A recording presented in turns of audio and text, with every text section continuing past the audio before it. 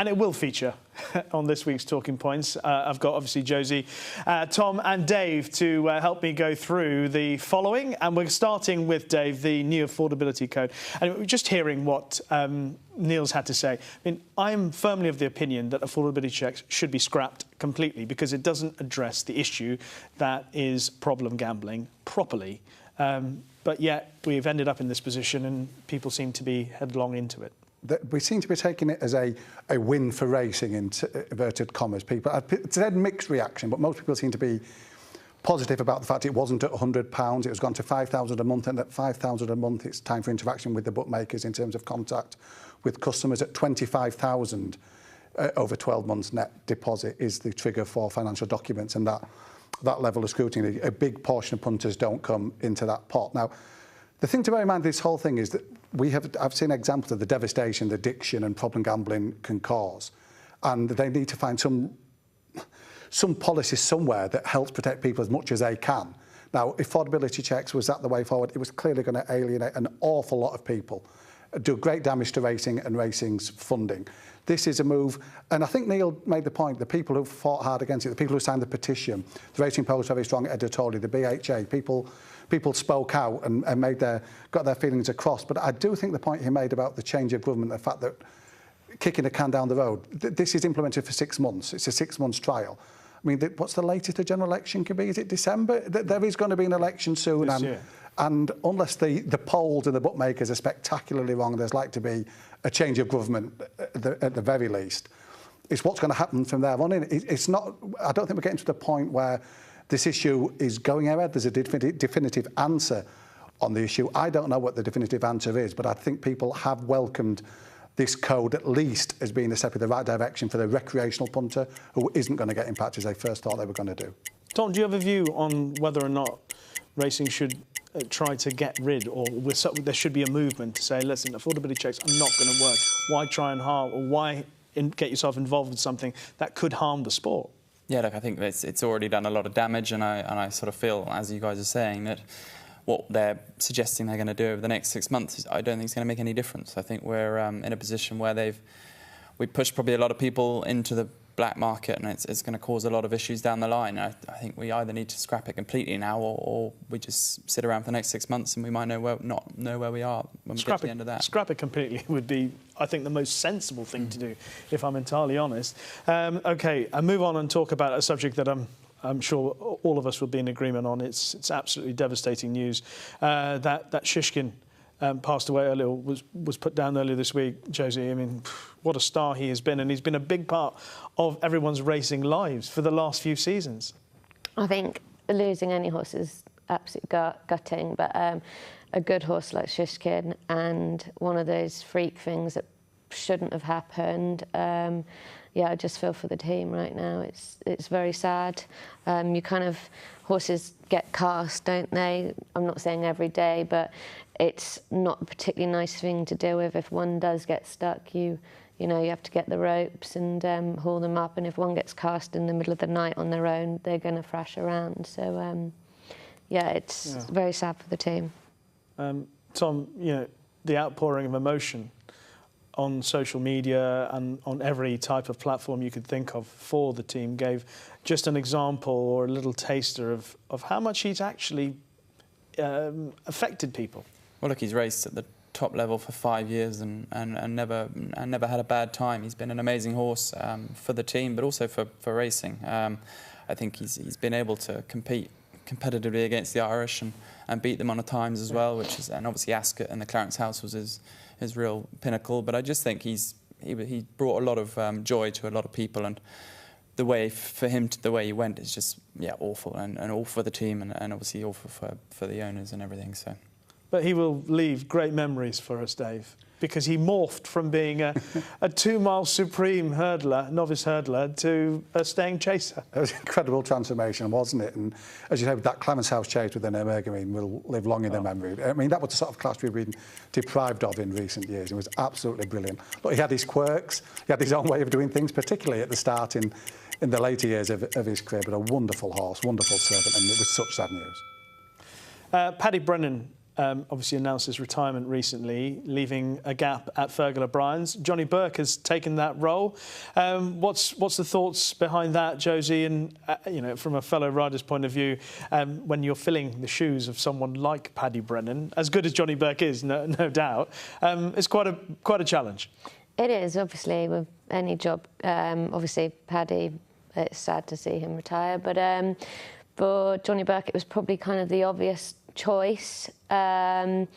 He probably came over here, was just a bit slow to get going, and now flying along. So yeah, I think it was a good pick, and I think they'll team up well together. Yeah, they had a Grade 1 winner with Crambo earlier in the season. I mean, it's a good combination, and that's already seeming to work. Yeah, for sure. And I think he's been able to do it for a lot of trainers. I know he's been riding a lot for Harry Fry this season, but I think Fergal's got a lot of horses and a lot of top quality horses, I think, and I think you need someone like Johnny Burke to step into the shoes of Paddy, who's been a fantastic team along with Fergal. Yeah, and actually when you think about the elements of trainer-jockey, you've got a young jockey hungry for success, you've got a trainer who's been around for a while but is strengthening all the time, numbers growing.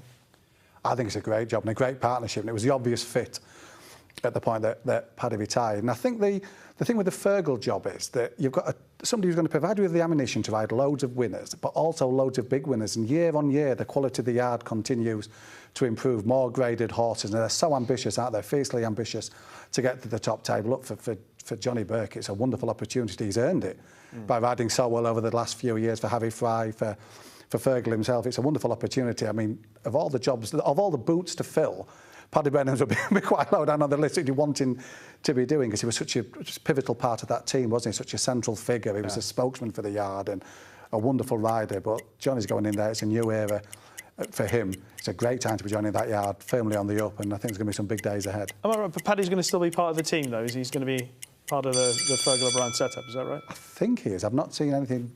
I haven't seen anything confirmed, but which would be actually, you know, for Johnny coming in and having, not that Johnny needs loads of advice, but to have someone like him on board for any consultation throughout would be terrific. Aidan O'Brien, not a surprise, inducted into the Hall of Fame. I mean, that was 101 on the exchanges, Josie. What are your thoughts on Aidan O'Brien as a trainer? You've got 1 minute 49 seconds. Aidan O'Brien, he cleans up everywhere he goes, over in Ireland here. Yeah, very well deserved. I mean, he can't seem to do anything wrong. Very nice horses. Well, I think the interesting thing about someone like Aidan O'Brien being inducted into the Hall of Fame now is, yeah, he's inducted into the Hall of Fame now. The likelihood is he's going to train about 100 Group 1 winners in the next 7 or 8 years as well, isn't it? I mean, he's not going anywhere.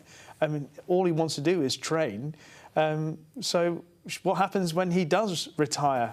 Where do you induct him after that? He's already in the Hall of Fame. I know, look, he's got an exceptional team over there. They've got incredibly well-bred horses, and they've got a hell of a system, and it works well every year. And obviously, they might have a classic winner today, but I'm sure they'll probably go close in the later classics this year. And it's just an incredible operation, and they've managed to be at the top table for so long and continue to fight for the top racing. Yeah, I mean, it's 27 years ago, I think, he trained his first Group 1 winner on the flat, or somewhere around there, 27, 28 years ago. And he's still got so many more years ahead of him is I think, the most startling aspect of it. I mean, we're good at outrage in racing. I think we do outrage better than any sport, but I'm sure there was none at the fact that Aidan O'Brien had been inducted into the Hall of Fame. Look, he's been the training arm of the most successful breeding operation we've seen. It's been an incredible 2 decades for Coolmore. He's made, I'm counting figures of one hand, any mistakes he's made. He's just been deadly. Wonderful trainer and a wonderful man as well. That was really notable yesterday, that how deflating you must feel when you bring City of Troy with Triple Crown Dreams, watch what happens, and then immediately you turn around having spoken to Ryan Moore, and there's 10 journalists with phones in hand ready for a quote, and he's civil, explains what he thought was happened. Great to deal with, great trainer, and yeah, thoroughly deserves, Rishi, his place in the Hall of Fame. I remember after Air Force Blue got beaten in the Guineas a few years ago, and I was sent to go and try and grab a word to find out what had happened. So I went over to him and I said, Aidan, I'm so sorry to bother you. Is there a possibility of just getting a little line on Air Force Blue? And he put his hand, why are you looking so sad? And I said, oh, because I assume, obviously, he was very disappointed. He goes, yeah, it is. He goes, but nobody died. You know, it's not the end of the world. And he's got perspective, is what I often think is a sign of somebody with their feet on the ground. So, not a surprise that obviously one day Willie Mullins will end up in the Hall of Fame of Hall of Famers. Because he is, as we heard from earlier on, the most successful trainer based in Ireland ever. He's now surpassed Dermot Weld, who, you know, obviously one of the all-time greats. How do you view the dominance of Willie Mullins over jump racing in Britain and Ireland, Josie? What do you think of? He's the same as Aidan. He cleans up, doesn't he, wherever he goes. He's got a lot of ammunition. Yeah, and he's got a good team behind him, good owners. So, yeah, it's a strong team. I mean, there's no sense of a change at all. This is going to carry on again, at least for as long as we can see into the future, isn't it? Well, look, he's got a top team of agents that trawl through the horses in France and Irish point to points, and that gives him a big advantage. And he obviously gets the top quality stuff, and but he proves he can do the job. I mean, he's phenomenal. Comes over to Cheltenham and cleans up, and then does the same in Punchestown and takes away both championships. Amazing. It's just to be admired, isn't it? It is, and you look at you mentioned the recruitment team, the Havel Kirk and the guys who are bringing these horses in. Then you've got at Close Sutton, David Casey. You've got Patrick, who's Sutton assistant and will eventually take over. I mean, I put it to Patrick this year. We've got the joint licences in Britain now. Would it ever be Willie and Patrick? When he just laughed, he said, not a chance, not a chance. But there's Ruby Walsh down 3 days a week. It's such a strong team. It is a genuine team there that are just performing. And the work's already done on the recruitment. They're recruiting all the time for next year. You look at the novice hurdlers that are going novice chasing. Most of them are Willie Mullins. The bumper team for next year will be coming into Close Sutton in a few months' time. That the ambition the man's got, the drive he's still got, is there. And I don't know if he'll go for the British. People are taking it as a given that he'll fancy winning the British title again. I'm not so sure. And I don't think he'll change it. He's a creature of habit. I don't think he'll want to be travelling horses through the autumn particularly. You might see a few more in the winter and the spring than we have in the past. But yeah, just to be admired for me. If I gave you unlimited money, Tom, as a trainer, do you think you could, or any trainer with unlimited resources, could match what Willie Mullins is doing? Or is he doing something in terms of training? You probably just need the team that he's got. Yeah, I mean, he's got an incredible team. Obviously, jumps racing and flat racing are very different. I have worked less in jumps racing, but you do the whole basis of his operation is a massive team effort, and obviously he's the man at the top. But he's got these amazing people doing the jobs that get the best horses he can get in there. And I think, like you say, unlimited money, but you'll still need the people to support that. I haven't got any money at all, so just to let you know. The next subject is one interesting to hear from both of you on this. It's the new starting stalls rule change which came into effect last Wednesday. Now, before we kick off on this entirely, the old ruling basically did not include that a horse can be declared a non-runner where the horse has gained an unfair advantage at the start of the race. But that has now changed since last Wednesday. That is in effect. Josie, what's your view of the new rule? Do you think it's the right thing for racing for punters? I think for punters' point of view, yes, it's definitely going to be helpful. But I mean, how far does it go? What does the horse have to misbehave? Does it, you know? So I think from a punting point of view, yes, it will probably help, and probably potentially maybe from the trainers as well. Yeah. I mean, it was obviously a sort of reaction to the dash at Epsom. Josie, you mentioned earlier on, we were talking about that race at Wolverhampton the other day. You know, it was something that needed to be looked at, Tom. Definitely. I think it needs to be addressed, and I think that sounds like they're going the right way with that particular rule, but there are certain things in the starting stall rules that I've sort of got a bit of a problem with at the moment. You've got a ticket system where last year you could have taken a ticket if you had a horse that you felt was going to be a little bit edgy in the stalls, and therefore you could go in a bit later. And I think now they've taken that away. Your horse actually has to cause a problem or hurt itself or the jockey before it's been allowed to take a ticket to go in last. So I think from that perspective, that's a slightly different rule and slightly off point what we're talking here. But I do think BHA need to look into that purely on the basis that people are going to get hurt and horses are going to get hurt. And we need to, whereas we as trainers do our best to get the horses as well as prepared for a stalls entry and exit as possible. But these are animals and they never do exactly as you'd want. So, yeah, we've got to be careful, and I think they need to address that rule particularly. Josie, you had a view on that as well, didn't you? No, I agree with you, Tom. I think the reality is, until the horse gets hurt, the jockey gets hurt, you're then not allowed to go in last. And sometimes if you've got a field of 20 and you're in first on one that's edgy, it could miss the break, it could rear over, anything. So I think, I'm not really sure why they changed it and took the ticket rule away, but they obviously have notes on all the horses. But yeah, I think that's something that needs to come back. They didn't want people taking tickets all the time, which, to be fair, they had a rule in place where it said if you take more than 10% of horses over the period of a year, then you won't be able to use that option. And I think that was working, but I don't see why they've changed it. And I was having a long chat with Craig Witherford, who's obviously renowned for dealing with problem horses at stalls, and he said it can only go one way, this, so it does need to be addressed. Just before we go into our next subject, just a brief line, Dave, on the fact that the unfair advantage element, if it was applied to the dash from Epsom last year, then there would be a change to the result or change to the deeming a horse a non-runner? Yeah, that's what I was just wondering about there, because it seems completely right that punters, we've got used to goodwill refunds, haven't we, from bookmakers when it's happened, that they've tended to pay out. But the two horses whose stalls didn't open alongside the others in the dash, what if one of them had finished fifth and picked up prize money? If it's then deemed a non-runner for punting purposes, the owner's taking the hit of potentially missing out on £4,000 or £5,000 for that. So well, you've got the rule, I'm sure. Well, there is a reference to the dash. It says, in 2023, the Epsom dash, a stall's malfunction caused the high-numbered starting gates to open slowly. The runners in those stalls were prevented from starting on equal terms. If a similar situation occurred and it was established that the runners' chances were materially affected as a result, then the stewards can consider declaring a non-runner. So I presume in that case they would have to weigh up owners' and punters' interests, which is not going to be easy in a scenario. Trying to do all the time, isn't it? Oh dear.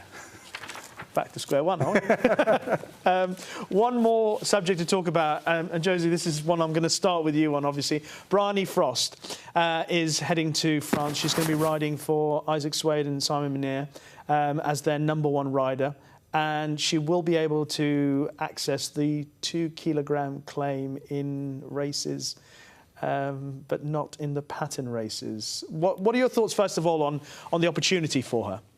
I think the opportunity for her is brilliant. She's got to take it, definitely, 100% take it with both hands.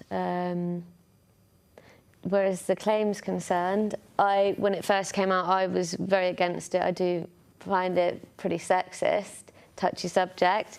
But if I was given a claim, I'd take it as well and run with it. I disagree with, I do think the claim should then apply to listed races and group races, which I know you disagree on. Busted. Yeah. But if you're going to give us a claim, we might as well keep it, is my opinion. But I think it's good for her, and I think it'll be a brilliant opportunity. OK. Dave, I think Sporting Life helped break this story.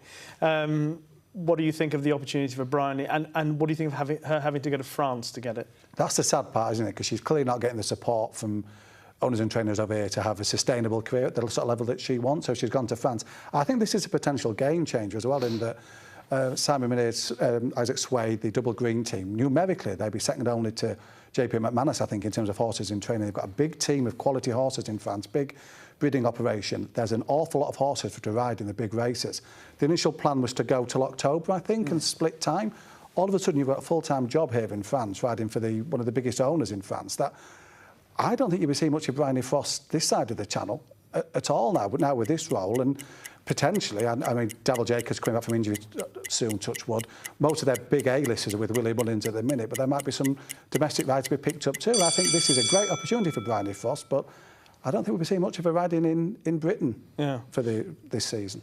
Tom, there are a lot of people who will point to the fact that Bryony Frost has had reduced opportunities in recent years. Reasons are well documented, or the reasons, in most people's opinion, are well documented. There are other people who say, well, there are lots of riders who struggle for opportunities.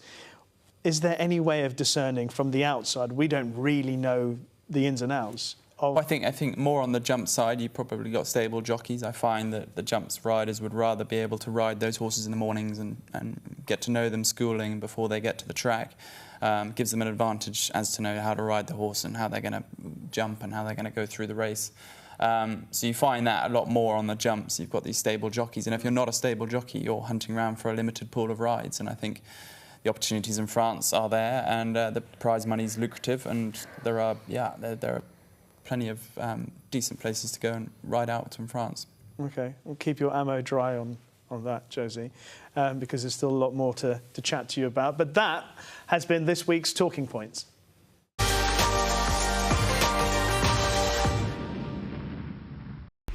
Watch live racing now on racingtv.com.